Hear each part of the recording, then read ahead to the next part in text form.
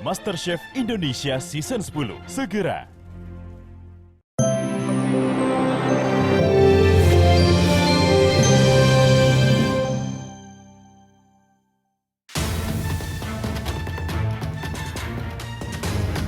Terdakwa kasus penipuan investasi berkedok trading online, Indra Kesuma atau Indra Kents, kembali menjalani sidang lanjutan di Pengadilan Negeri Tangerang, Banten.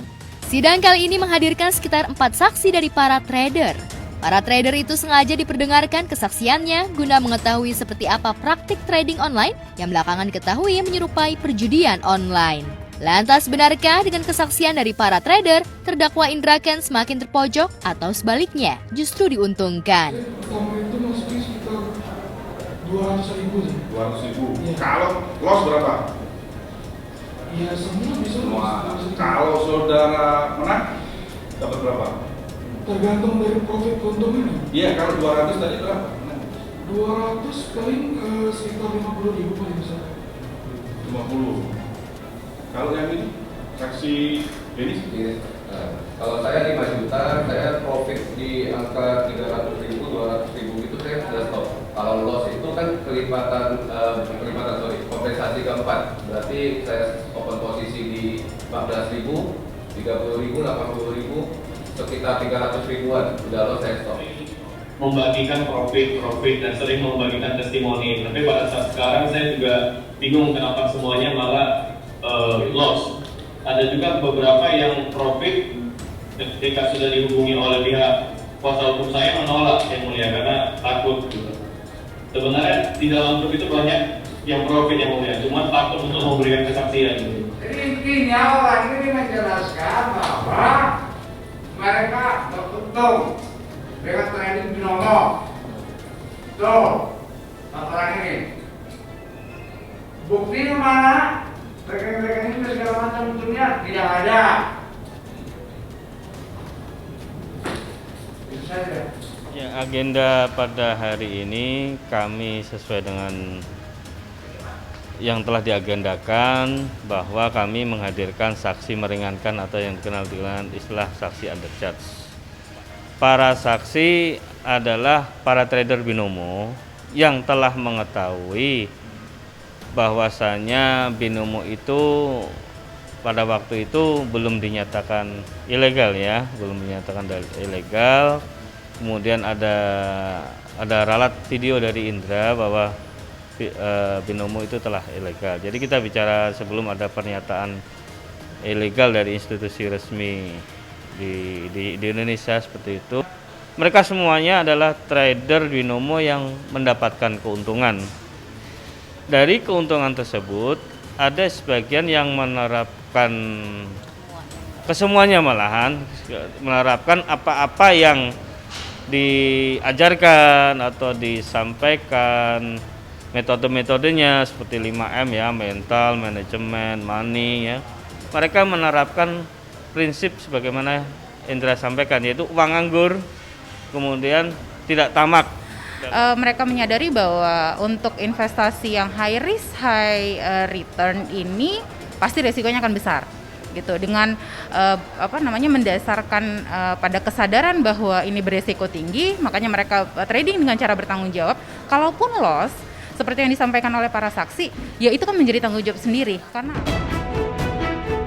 Pihak kuasa hukum Indra sendiri seperti biasa tampaknya begitu yakin jika kliennya akan lolos dari jerat hukum. Ya, kami berharap sebagaimana hakikatnya saksi meringankan adalah saksi yang bisa menguntungkan bagi Indra.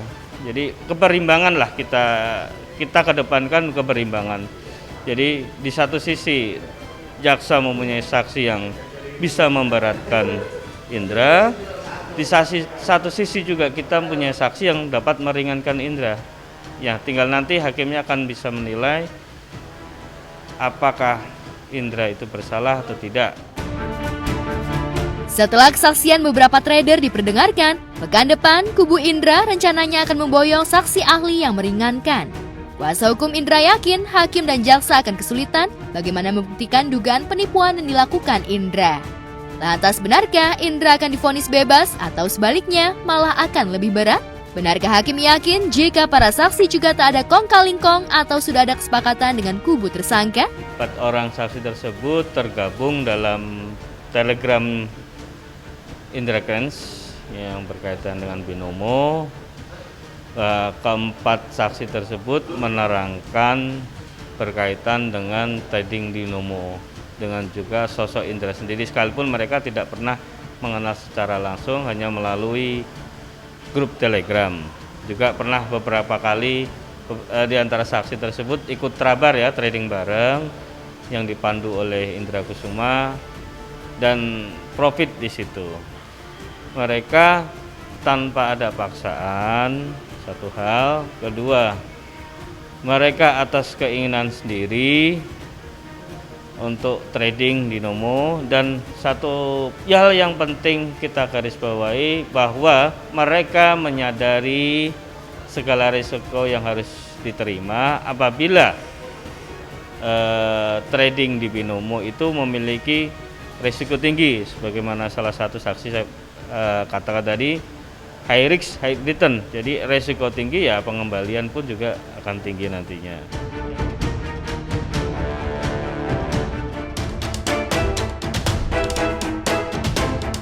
Di tempat berbeda, perseteruan antara vokalis band Dadali versus Triswaka kembali sengit. Setelah Selasa lalu, Dirga melaporkan Triswaka ke Polda Yogyakarta dengan tudingan pelanggaran hak cipta. Kubu Dirga mengaku punya bukti jika Triswaka melakukannya komersialisasi atas lagu yang di-covernya, baik yang dibawakan secara off-air maupun melalui kanal video berbagi. Tanggal 20, tepat banget kita memang rencanakan dari jauh-jauh hari ya. Ini karena memang sudah masuk kepada pelanggaran ya, karena kita juga sudah melaporkan saudara Triswaka ini ke ini ya, bagian dari Reskrim ya, apa Bang? Ya, Krimsus dari Krimsus, dari Polda Jogja. Jadi memang betul bahwasannya Dirga sudah memberi kuasa kepada kita untuk melakukan tindakan hukum atas dugaan pelanggaran Undang-Undang Hak Cipta yang dilakukan oleh Triswaka, yaitu pasal 9 ayat 1 huruf F dan G, dan pasal 23 ayat 2 huruf G dan F Undang-Undang Hak Cipta nomor 28 tahun 2014. Nah, jadi tadi semua itu tadi udah dipaparkan di penyidik, bahwasannya laporan polisi kita di Polda di Jakarta, tapi sudah diterima dan nomor LPD sudah keluar. Sebelum laporan Dirga mencuat, Triswaka juga telah lebih dulu melaporkan Dadali dengan tudingan pencemaran nama baik. Ya, kala itu Dirga memang sempat mencurahkan isi hatinya soal tabiat Triswaka yang dinilai telah melecehkan kerjasamanya saat manggung di Bali. Namun curhatan Dadali di media rupanya dianggap sebagai pencemaran nama baik. Ya menurut saya ya silahkan aja, tapi hati-hati. Menurut saya hati-hati menyampaikan sesuatu halnya, karena jangan sampai nanti apa yang disampaikan tidak terbukti. Karena kami selaku kuasa hukumnya pasti akan melakukan upaya hukum. Karena saya kan dari awal juga sudah bilang, kalau balasannya tidak mengindahkan, tidak menutup kemungkinan kita ini akan melapor balik benar-benar ke pihak yang berwajib gitu, bukan main-main. Nah, sejauh ini kalau komunikasi saya itu selalu menunggu, namun ya pihak dari mereka itu memang seolah-olah ya langsung melakukan tindakan-tindakan yang tidak kita duga juga gitu kan ya. Dirga tak mau kalah gertak setelah dilaporkan Triswaka. Ia pun akhirnya melaporkan musisi cover ini ke Polda Jogja dengan tudingan pelanggaran hak cipta.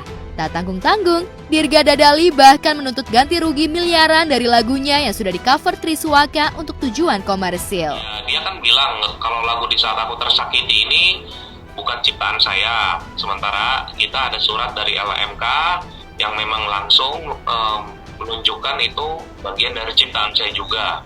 Pelanggaran ini tidak boleh dibiarkan. Dan view-nya itu rata-rata di atas 1 juta dan ada yang paling tinggi 12 juta penonton. Dan itu kan ada hak royalti untuk si pemilik lagu. Mereka tidak mendapatkan sama sekali. Sedangkan di undang-undang ini diatur. Perseteruan ini nampaknya akan semakin panjang. Terlebih belum ada sinyal mediasi antara keduanya. Apalagi saling lapor ini menjadi puncak hubungan buruk antara Dadali dan Triswaka. Setelah sebelumnya, Triswaka dan sejawatnya Zidane pernah tersangkut kasus perseteruan dengan Andika Kangen Band karena parodi mereka dianggap melecehkan vokalis flamboyan berjuluk Babang Tampan itu. Yang dia lakukan secara teknis cover, tidak ada yang mengcover seperti dia. Yang lain itu di dalam ruangan. Yang lain itu karena kan untuk kepentingan YouTube ya. Jadi dia tidak bisa berlindung di mekanika rights atau pembagian monetisasi, itu tidak bisa. Karena kenapa? Yang dia lakukan adalah mengkomersilkan lagu orang-orang.